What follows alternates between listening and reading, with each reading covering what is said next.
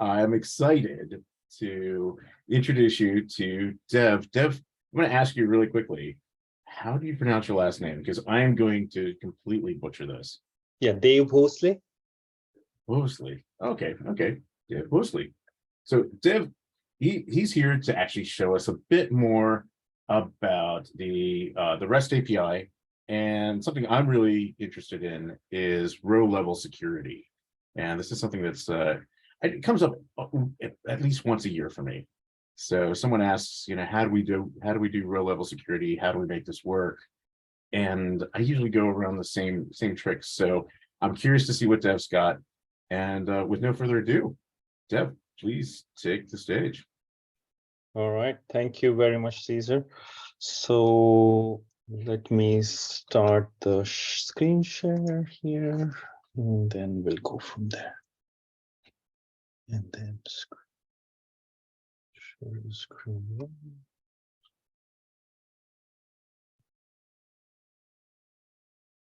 And go in the presented mode. I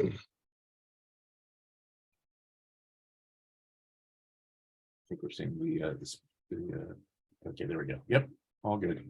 Okay. Great. All right. So thank you everyone for taking the time and attending Tableau Fringe Festival today.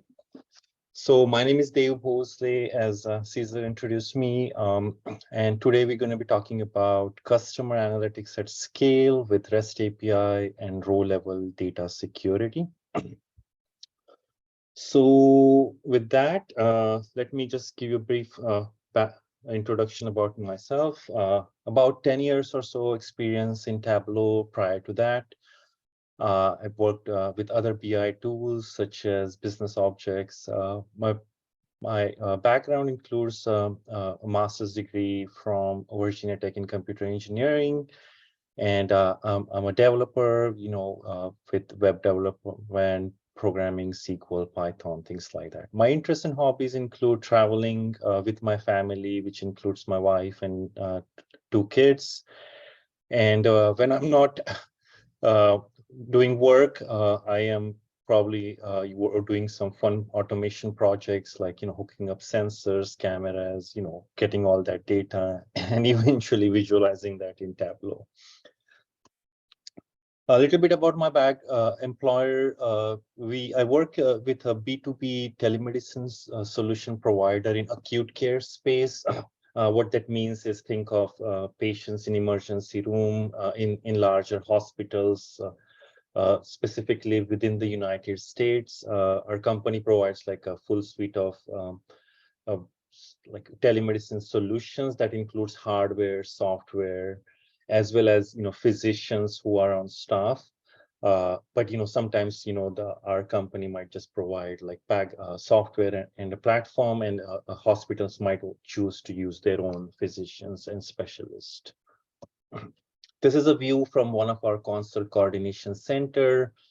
You can see it's manned with people like coordination agents, and they're constantly monitoring data, and all of those dashboards are powered with Tableau, bringing real-time information, helping these agents decide for a given emergent situation, which is the most appropriate physician, is this available, how can we effectively serve the patients. So agenda for today's presentation will briefly talk about our content, who it is aimed for, and why are we discussing this. So what we'll cover today is how to automate a user account provisioning and onboarding, how we can make it easier for users to log into your system using tools such as Azure AD or Okta, how we can incorporate fine-grained row-level security that's flexible, can accommodate variety of complex situations, and how we can automate all of this together using a REST API. So if I were to simplify what we're going to cover, we'll talk about how we can simplify user account creation. And that includes, in this context, that includes not just internal employees, but this could be any partners or external organizations. and how we can make it easier for them to log in. So if you are working for, let's say, Verizon or Orange, you want to use your own enterprise credentials, your own passwords, and get into our system, get into Tableau, so that there is not another username and password to remember. But once you do that, you want to also see the data that you're authorized to see, as well as that is relevant for you. So, within your organization, you maybe, you want to just restrict your access to maybe marketing or sales data. But, doing all of this in a much more automated way, and, plugging, all the manual steps with REST APIs, basically. So if you're thinking, hey, that sounds very technical, we won't get into detailed code reviews here. We'll keep it very high level. So, if you are any of these roles, and whether you're a data engineer or a data analyst, or a report developer or server administrator, there will be something in this presentation for you. Again, why are we talking about it? So some of the reasons are like data security. You want to, secure your data, make it only accessible to authorized users. But, also another reason is scalability. Like, you don't want to create like, multiple variations of the same reports and workbooks, or your data sources, and constantly kicking off those refreshes. But keep your footprint smaller, leaner, meaner. Also, it helps with easy content discovery, makes things more easier to understand for your business users. If you are in certain industries such as healthcare or finance, you may have to do that for compliance purposes. But the biggest reason why you want to know about this is the impact, and the impact on your stakeholders. And by impact, I mean how you are going to make your stakeholders successful. So let me elaborate with a specific example in a healthcare setting. So you might be familiar with some of these roles, like your doctor, patients, employer. But each of those roles, have different concerns, different business goals, and care about different metrics. And you want to make, many times you start with the similar set of underlying data, but again, it's sliced and diced different ways. Maybe sometimes it's sliced using different time ranges, maybe locations, or, of course, variety of other dimensions you might be using in your organizations. But, if you are, making that content, that data accessible, to your stakeholders, and help them succeed, that will also translate into a positive impact in your career progression. So what does that mean? Let's in the world of data visualization, to be specific. So you want your data to be accurate and truthful to establish that credibility and build trust with your stakeholders. Uh, Plenty of examples in Tableau community data family about best data visualization practices. So, but what this presentation will focus on is that third aspect. How do you make, once you have those handful of core dashboards, how do you make them to a larger set of audiences? And I'm talking sometimes hundreds of our people, and or even thousands of your stakeholders. So, and this is harder than it looks, because and here's one example where I'm starting with a simple thumbnail on the left hand side of a dashboard. Maybe that's your depending on your industry, it could be like patient encounters, or your e-commerce organization, it's the sales information. So, but for each of the stakeholder, that might be a somewhat different view. But there is always that like core set of foundational data elements that you can make it available to a large number of users. And if not, of course, you can create different reports and dashboards. But the key thing is, as you build these variations, and you see different roles that different roles that are there, and all different combination of departments and row level security, the number of combinations starts growing exponentially. And then, if you have seen, how Tableau footprint grows, it's not unusual to see thousands of reports and workbooks. And, maybe, and, maybe, what I've seen is like, the Pareto principle, where, more likely than not, 20% of them get more heavily used, but the other 80% don't get as much love. So it's the root cause is also like all those duplicate variants, or the variations which are very similar to each other. So how do we solve this problem? How do we, reuse the existing content, the same extracts, the same reports or the workbooks? So there are, multiple approaches. You can, have, a centralized BI to team, who does all of this management. But our experience after years of iteration, that we really everybody likes to be in control, so we wanted to distribute this, who should access what report and what data that they should be authorized to see. So basically, distribute this decision making across the whole company to business leaders, department leads, and let them decide, hey, Joe Smith from this partner organization should access this sales report, and let's restrict their data visibility cone to only, let's say, their specific organization. Or even it could be a new employee joining an organization, and let's just give them access to a handful of core set of reports with certain set of data visibility. So that's where all of this to make this happen, like there are multiple approaches. You can again start with like simple entitlement tables, but we will go into a much more concrete example later in the presentation. But this is how our journey was. We didn't arrive at our ultimate solution.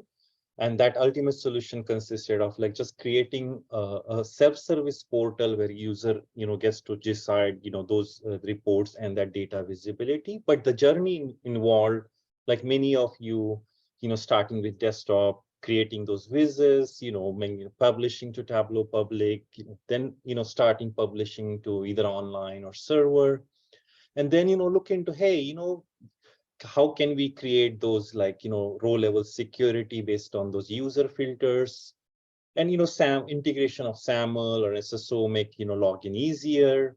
Maybe then you start fiddling with some of the JavaScript APIs, and finally if you are going to build a custom portal, you have to hook into other APIs such as REST API. So this is a view into our current deployment. At the top is essentially, these are set of tables in a data warehouse that hold information about all the users, whether they're active or inactive, which groups they should be member of, what are the permissions, and then this gets basically entered into our Tableau servers. We have two of them. One is internal, one is external. And external is essentially a subset of content that exists on the internal server.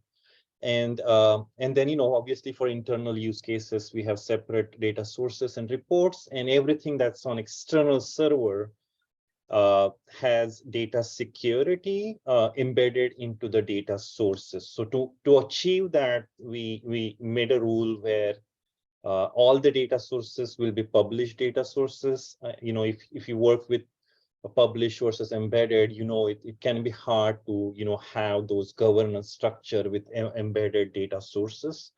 So, and of course, published data sources promote code as well as data reusability. And then from there, and that also empowers the report developers to just build those reports and analytics and not worry about security. So no need to modify those data sources again. And then how does row level security fit into all this? So at least the approach we took is a combination of row level visibility, and that includes what, let's say, within your transaction table, which department, let's say, you're authorized to see. Or it could be, if you're a different organization. In our case, everything that we do revolves around the contract we get into our hospital clients. So, is this user authorized to see this specific contract? And if yes, that contract will have that user ID or username stamped against it. And that's where this orange username field is coming from there. Or, but then, you might be an internal employee, maybe you want to see everything. But, or you might be, somebody with a restricted access, such as clinician. So, based on your role, as well as what's in the entitlement tables, we decide, okay, you're authorized to, for this specific slice of data. And as far as the actual design of the data source is concerned, like the contract ID is joined with which comes from the data, which is from your transaction table, is joined with the contract that exists from the user entitlement tables. And then, when you put that data as a data source filter, you don't need to worry about somebody accidentally being able to remove that filter, as long as, you limit that publication process. So, here's a simple workflow of how a new user account might be created, whether that's internal or external.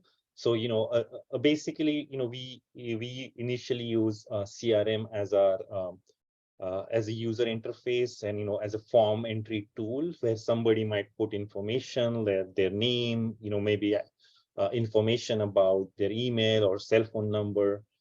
It will then create an API call to Okta, which will have pre-configured information about each of the domains, like for example, our company domain or one of our partners' domain, so that Okta can decide when a user tries to log in, whether it should send it to our Office 365 or, your company's Office 365 or, any other, let's say Google Mail or something that you might be using.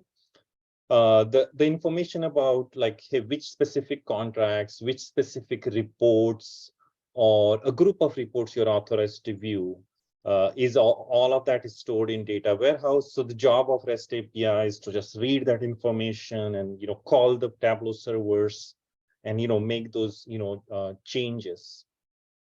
And if you are also a new user, that might be onboarding email providing helpful resources and information.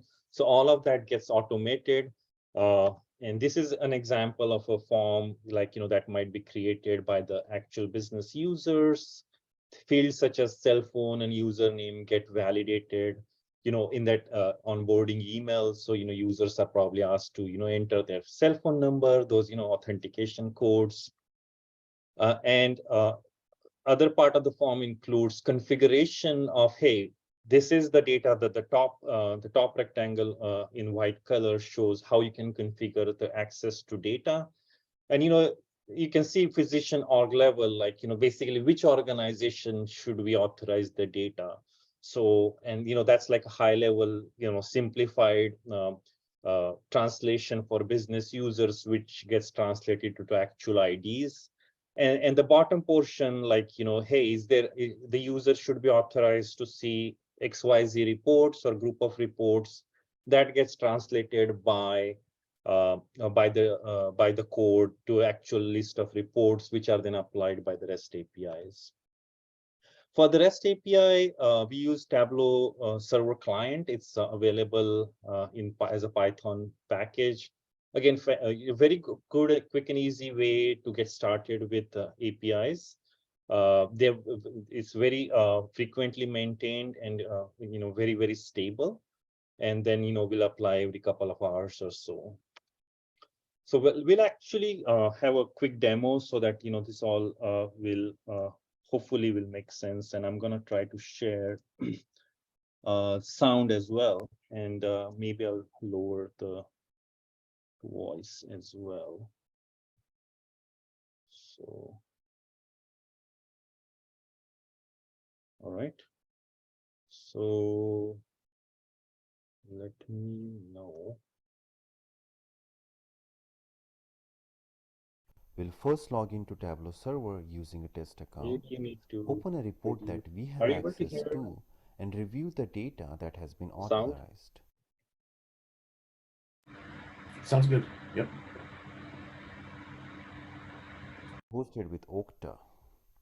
We logged into our system and we can see that we have access to some reports. One of them is neurology. We'll click on the report and review the data that we have been authorized to see, and we can see that we are authorized to see data from community health system. All of this is defined in the CRM in a system we call as Telemed IQ admin. We'll quickly review what has been defined over there. If we scroll down, we can see there are two blocks over here. The user is authorized to see teleneurology package, which is a group of reports for neurology, and the user is also authorized to see data only from community health system. This is implemented as a group on the Tableau server as far as getting access to the report itself is concerned. Now we will change our access and authorization in the CRM. We'll first remove the access to neurology report and then grant access to psychiatry report. In addition, we'll also change the row level security. We'll remove access to community health system and grant access to Ascension system.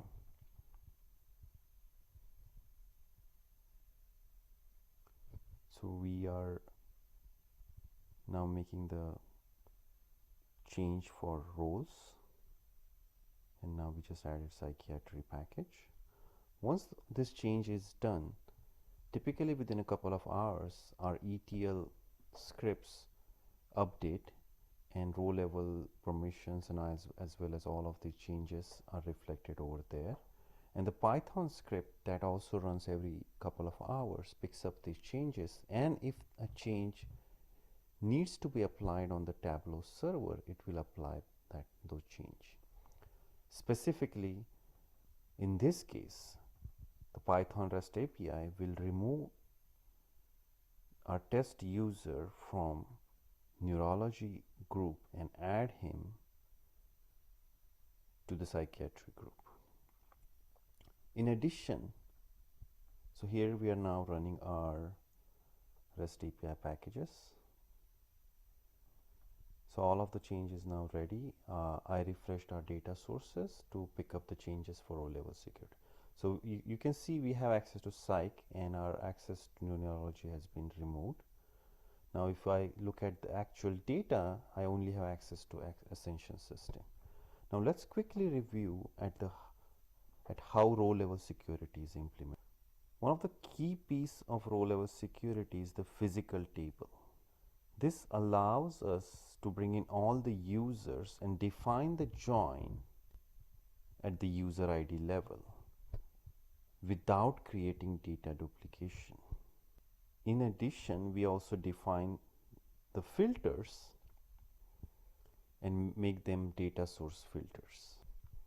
So when a user is looking at the workbook, only the data that he or she is authorized to see is displayed on the report.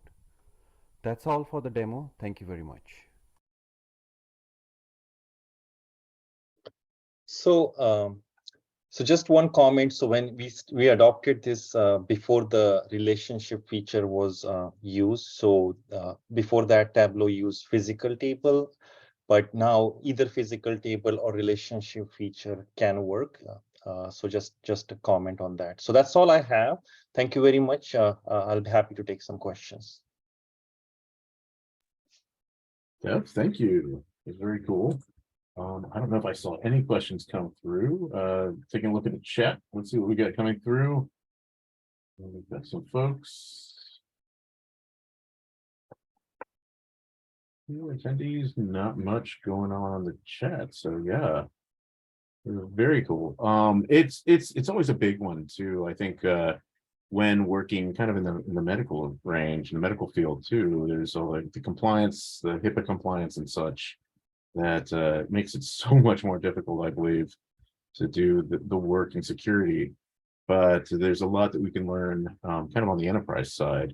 So I've always been really interested in learning more about kind of the compliance and the security involved, and that was actually really interesting. Thank you. Thanks. Yeah.